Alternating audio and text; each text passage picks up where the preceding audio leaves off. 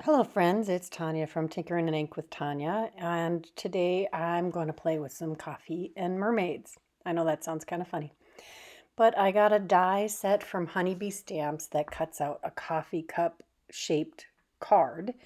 And I don't know why that meant mermaids to me, but maybe I was just in the mood to play with mermaids. I had gotten this mermaid stamp set from Simon Said Stamp last year and finally got around to playing with it more. I had made a couple cards with it, but now I was going to make a whole bunch.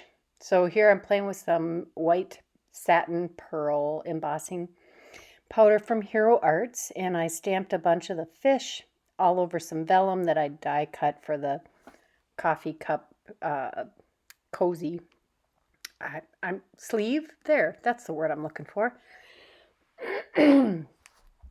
And I'm using some score tape to adhere those pieces together. It's the same die,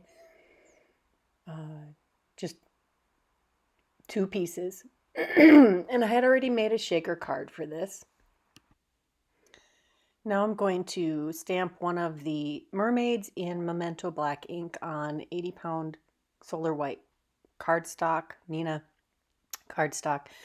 I had not re-inked that ink pad yet, so I was still stamping that twice. Here are the Copic markers that I plan to color her tail with, and I did leave the coloring in for just one of the mermaids that end up on these three different cards. Just some simple blending with the Copics, and I really had no idea what I was going to do with this mermaid until I got started.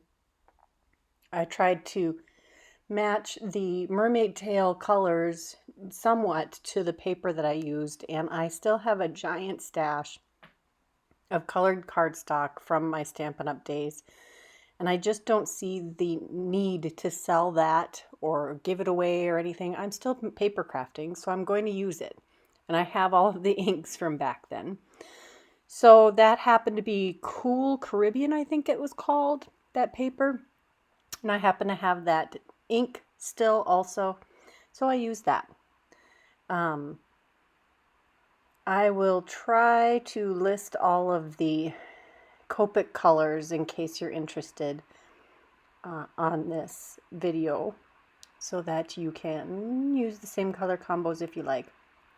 Now the hair is where this gets a little tricky. I usually do the flick method and use 3 colors to do the hair and try to do highlights and lowlights. But as you can see here, I am going to try another method. I've seen other people using this. First, I'm just going to lay down a solid layer of the lightest color on the entire mass of hair. And she has lots of hair. Lots and lots of hair.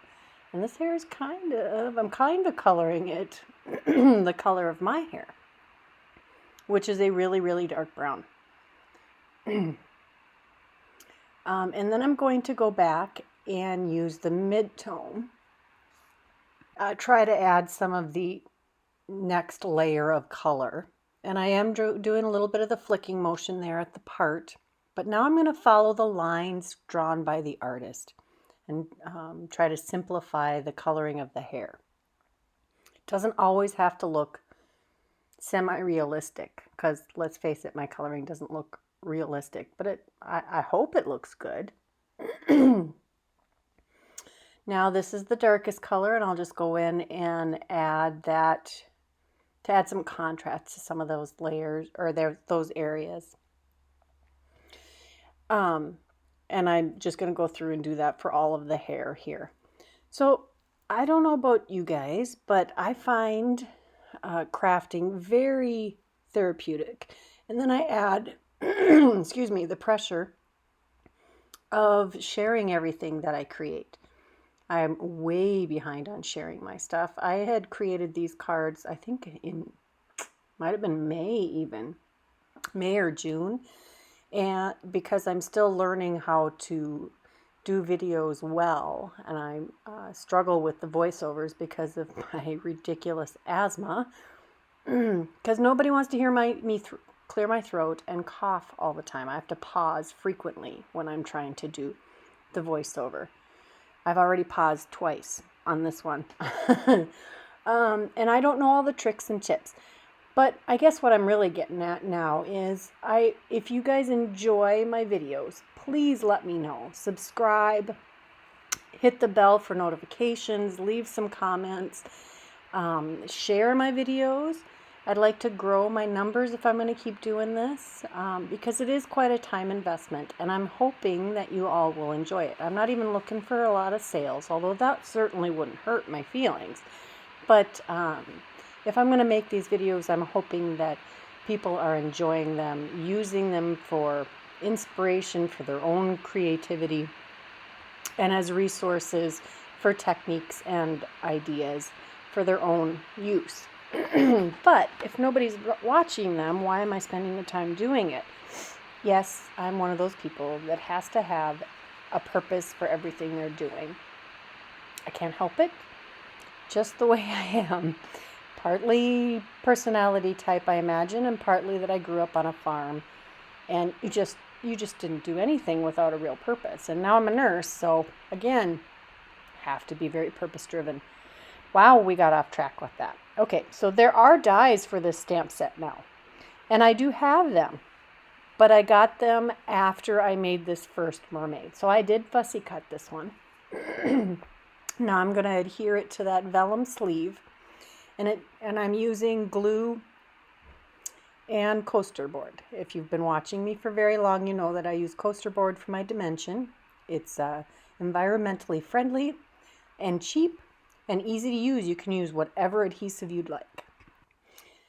This mermaid doesn't even end up, or this sleeve doesn't even end up on this particular card, but that's where we're going to start.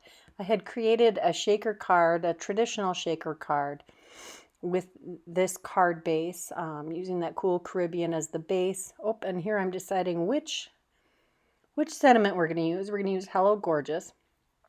And so that it coordinates with the image, the colors in the image, I used the darkest blue Copic marker, laid that color down on some white cardstock, and then heat embossed the Hello Gorgeous with the Brutus Monroe alabaster embossing powder, which it comes in a 1 ounce tub, which is quite a lot, and I'll be using that until I use it up. And I love this iCraft glue. However, it has one of my big triggers in it. It's either latex or formalin, and so I have had to stop using it. It does work very well. I like it a lot. However, I can't keep using it. Currently, I'm using, believe it or not, I'm using matte Mod Podge and Aleene's Craft tacky glue. Those seem to be working very well and not setting off my asthma. And my old standby of the Tombow Mono Aqua, so the blue capped version. And here we've got, those are, what are those? Foam strips from Stampin' Up. I think Derice also makes the same thing, and I am just using those because they are the same height. That is what I use to do the shaker card mechanism. All of the shaker pieces on that are from the die set from Honeybee Stamps, and I'll have links to all of the products I'm using in the bottom or in the description for this video. And those sequins are just a variety from my stash. Here I'm just playing with it because it's a shaker card. You have to. So here is the next card. I'm going to do another shaker. I'm using a inexpensive cosmetics brush that I bought off of Amazon. I think I got 10 brushes for $8 or something. And I'm even going to do some blending on the frame for this next shaker. In the background behind where the sequins are going to end up, I'm stamping some of the starfish and seashells from the same stamp set. And I'm using some clear plastic packaging, not the rigid stuff, not like acetate, but the soft, flexible plastic, because this one's going to be flush. I'm just going to use some score tape to adhere this to the frame that I created with the die set and to the actual base. So I'm going to take off all the sticky, or most of the sticky, and add some sequins from my stash. I think those star ones are old ones from Stampin' Up. And some of these I got free in packaging or in from like Ink Road. The Ink Road stamps, she sends a packet of sequins every single time, and those big white iridescent ones are from there. Occasionally you can order what she calls a double scoop. So if you really like her sequins, you can ask, or you can order another little packet of them. Just a whole variety, whatever I had in my stash. Sequins are easy to get, and everyone has a bazillion of them. And there are premixes you can get.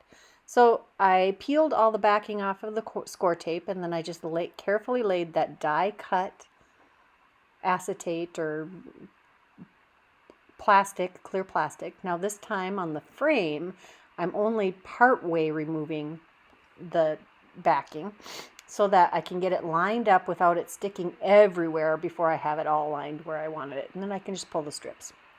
I did, however, get some of the sequins stuck in the border. And then I'm just going to trim any of the plastic that's sticking out.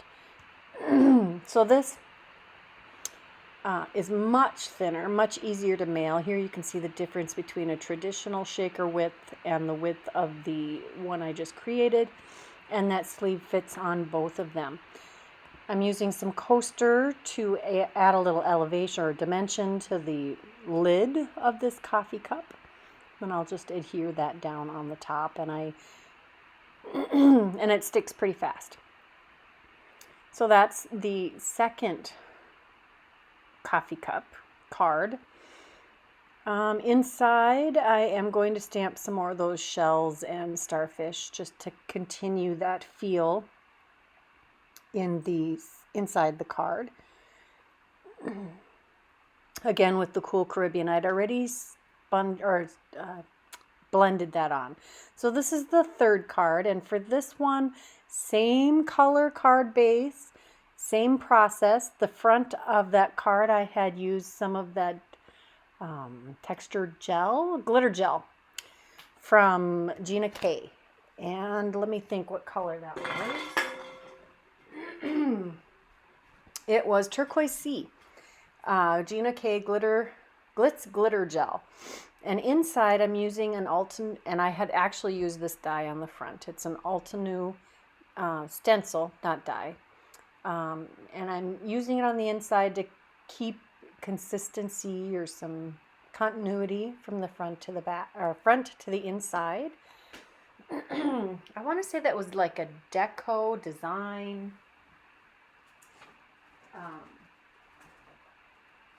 Here it is. Deco Wallpaper stencil. That's the name of it. And then I used some sparkly watercolor ink that I'd gotten in a Hero Arts kit a while back to spatter on there. This is also part of the die, that outline. This is what is left from the frame die. And then I used a gift card holder die from a Spellbinders I think it was a large die of the month kit to create a space for the gift cards to be held. Here are some close-ups of the different cards we made, the different mermaids. They're such cute mermaids. It's going to be a permanent in my stash. Great sentiments throughout. I hope you enjoyed this video. Please, like I said earlier, subscribe, hit the bell for notifications, leave me a comment, share your experiences, and please go visit my blog once in a while too. See you next time. Bye-bye.